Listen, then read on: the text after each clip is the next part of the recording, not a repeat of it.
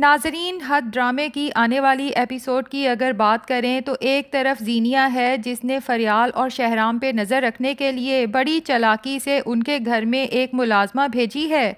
तो इधर दानिश भी ज़ीनिया के साथ वही खेल खेल रहा है और ज़ीनिया पर 24 घंटे नज़र रखने के लिए टीना उर्फ रोज़ी को अपने घर पे मुलाजिम रख लिया है। लेकिन जहाँ तक टीना, या पता नहीं उसका नाम रोज़ी है, खैर जो भी उसका नाम है, उसकी बात करें तो शुरू में मुझे वो बहुत ही कोई चालाक और मास्टरमाइंड किस्म की लड़की लगी थी, क्योंकि दानिश ने जब पहली बार उसके ज़िम्मे लगाया था कि मुझे ज़ीनिया के पास्ट के बारे में और उसके एक्स हस्बैंड के और ससुराल के बारे में सारी इन्फॉर्मेशन चाहिए, तो टीना ने अगले ही दिन तमाम मालूमात हासिल करके डिटेल्स दानिश को बता दी थी। लेकिन आने वाली एपिसोड में तो लग रहा है कि टीना जितनी भी चालाक होशियार हो, बहरहाल ज़ीनिया से ज़्यादा चालाक नहीं हो सकती, क्योंकि ज़ीनिया को तो पहली नज़र में ही टीना पर शक हो चुका था कि हो ना हो इसे मेरे ऊपर नज़र रखने के लिए इस घर में भेजा गया है। और ज़ीनिया फैसला कर लेती है कि मैं भी टीना को उसी के फैलाए हुए जाल में फंसा के रहूँगी।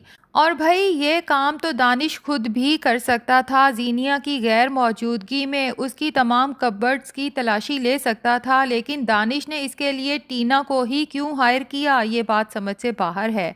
खैर जी, अब दानिश और ज़ीनिया जब घर पे नहीं होते तो टीना तमाम कबर्ड्स को अच्छी तरह खंगाल फेंकती है, लेकिन उसे वहाँ से कोई सबूत नहीं मिलता और दानिश को कॉल करके बता देती है कि तुम्हारी बीवी बहुत ही चालाक है, क्योंकि अपने पीछे कोई सबूत नहीं छोड़ती। लेकिन होता यह है कि ज़ीनिया को पता चल जाता है कि टीना ने मेरी कबर्ड की तलाशी ली है। इसीलिए जब टीना और दानिश आपस में बैठे बातें कर रहे होते हैं, तो ज़ीनिया कहती है कि तुम मेरी एब्सेंस में मेरे कमरे में क्यों गई थी। टीना साफ मुकर जाती है और दानिश की तरफ भी देखती है कि ज़ीनिया को कैसे पता चल गया कि मैं इसके कमरे में गई थी। खैर, अब टीना ज़ीनिया से कहती है कि आपको शायद याद नहीं, आप कमरा लॉक करके गई थी, तो भला मैं कमरे में कैसे जा सकती हूँ। यहाँ पर ज़ीनिया बड़ी होशियारी दिखाते हुए एक ब्रेसलेट टीना के सामने लहराती है और कहती है कि फिर ये मेरे कमरे में कैसे आया। और यहीं पर टीना का स्लिप ऑफ टंग होता है और फ़ौरन बोल पड़ती है कि ये तो मैंने वहाँ रखा ही नहीं, ना ही देखा था। और फिर फ़ौरन टीना को अपनी गलती का एहसास होता है। दानिश भी अपना सर पकड़ के बैठ जाता है। हाँ, अलबत्ता दानिश दिल ही दिल में ये ज़रूर कायल हो चुका है कि ज़ीनिया बहुत ही चालाक लड़की है, क्योंकि दानिश ने अपनी ज़िंदगी में बहुत सी औरतों के साथ ताल्लुकात बनाए, बड़ी औरतों को बेवकूफ़ भी बनाया, लेकिन ज़ीनिया को बेवकूफ़ बनाना दानिश को बहुत मुश्किल लग रहा है। खैर, दूसरी तरफ बात करते हैं रुखसाना की, जो नई मुलाजमा ज़ीनिया ने फरियाल और शहराम पर नज़र रखने के लिए उनके घर में भेजी है, जो एक एक खबर ज़ीनिया को बताती रहती है। तो ज़ीनिया को पहले तो फरियाल और शहराम के होने वाले बच्चे का सुन के बहुत गुस्सा आया था, उसने तोड़ फोड़ भी की थी, लेकिन अब फरियाल और शहराम की इस खुशी को बर्बाद करने के लिए ज़ीनिया एक इंतहाई ख़तरनाक प्लान तैयार कर चुकी है। वो रुखसाना को कॉल करके कहती है कि तुमने ना सिर्फ फरियाल के होने वाले बच्चे को बल्कि फरियाल को भी ख़त्म करना है। रुखसाना पहले तो काफ़ी घबरा जाती है कि ये बहुत बड़ा काम है और रुखसाना को पता है कि उस पर पुलिस केस भी बन सकता है, लेकिन ज़ीनिया जो रुखसाना को भी ब्लैकमेल करती है और उसे कहती है कि तुम क्या जानती हो, मुझे तुम्हारे बारे में कुछ नहीं पता, तुम पहले भी काफ़ी अरसा जेल काट कर आई हो, तो तुम्हें पुलिस का क्या खौफ। जबकि रुखसाना दुहाइयाँ देती है कि वो केस मेरे ऊपर झूठा बना था। बहरहाल ज़ीनिया अगला पत्ता फेंकती है और रुखसाना को बहुत बड़ी रकम ऑफ़र करती है। यहाँ पर रुखसाना पैसे की लालच में फ़ाइनली ज़ीनिया की बात मानने को तैयार हो जाती है, लेकिन नाजरीन उम्मीद करते हैं कि इससे पहले रुखसाना अपना घनावना खेल खेले, फरियाल और शहराम के साथ साथ बाकी घर वालों को भी पता चल जाएगा कि रुखसाना दरअसल ज़ीनिया की जासूस है। और ये खबर हो सकता है दानिश के थ्रू ही फरियाल और शहराम को मिले, क्योंकि दानिश ने ज़ीनिया की कॉल्स पर भी तो नज़र रखी हुई है। जैसे ही दानिश को पता चलेगा कि ज़ीनिया फरियाल और शहराम के होने वाले बच्चे को नुकसान पहुंचाना चाहती है, तो एक तो उसे ये भी पता चल जाएगा कि उस दिन जो ज़ीनिया ने घर में तोड़ फोड़ की थी और मुझसे झूठा ड्रामा किया था कि मैं डॉक्टर के पास गई थी, डॉक्टर ने कहा मैं कभी माँ नहीं बन सकती, दरअसल मेरी आंखों में धूल झोंक रही थी। उसी दिन जीनिया को शहराम और फरियाल के होने वाले बच्चे का पता चला था और जीनिया से ये बात बर्दाश्त नहीं हुई और जाहिर है कॉल रिकॉर्डिंग्स निकलवाने पे दानिश को ये भी पता चल जाएगा कि जीनिया का शहराम के घर की मुलाजमा रुखसाना से मुसलसल राब्ता है।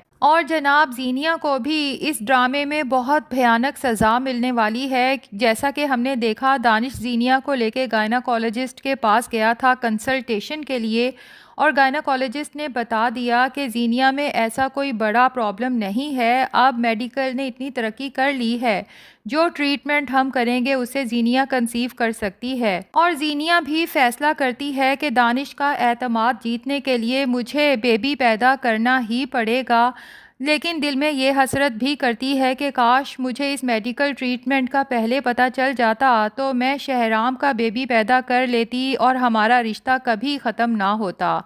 तो नाजरीन, लगता यही है कि अभी तक तो जीनिया के दिल में ना माँ बनने की ख्वाहिश है और ना ही बच्चे के लिए कोई मोहब्बत है, लेकिन जैसे ही वो बच्चा दुनिया में आएगा तो लगता यही है कि दानिश वो बच्चा जीनिया से लेने के बाद जीनिया को इस रिश्ते से आज़ाद करके अपने घर से निकाल देगा और तब जाके जीनिया को एहसास होगा कि माँ से बच्चे को जुदा करना कितना बड़ा गम होता है और वो फरियाल के साथ कितना बुरा करने जा रही थी। और दूसरी तरफ बात करेंगे फ़िरोज़ की, जो शानज़े से हर सूरत शादी करना चाहता है और फैसला कर चुका है कि मेरी माँ इस रिश्ते के लिए माने या ना माने, मैं खुद शानज़े के घर जाऊंगा और उसके घर वालों से कहूँगा कि आप जिस तरह की भी सिक्योरिटी चाहें मैं लिखने को तैयार हूँ, लेकिन मैं शानज़े का हाथ थामना चाहता हूँ। अब फ़िरोज़ की माँ को भी अंदाज़ा हो चुका है कि उसका बेटा पीछे हटने वाला नहीं है। अब दिल में तो उसके शानज़े के लिए नफ़रत ही है, लेकिन बज़ाहिर वो फ़िरोज़ को यूँ शो कराएगी कि उसने दिल से शानज़े को बहू के तौर पे कबूल कर लिया है। तभी फ़िरोज़ जब शानज़े को कॉल करके बताता है कि आज मैं तुम्हारे घर आऊँगा, तो शानज़े पूछती है अकेले, जबकि फ़िरोज़ की माँ जो पीछे खड़ी उन दोनों की बातें सुन रही थी फ़ौरन फ़िरोज़ से फ़ोन पकड़ती है और शानज़े से कहती है कि नहीं बेटा, मैं भी साथ आऊँगी।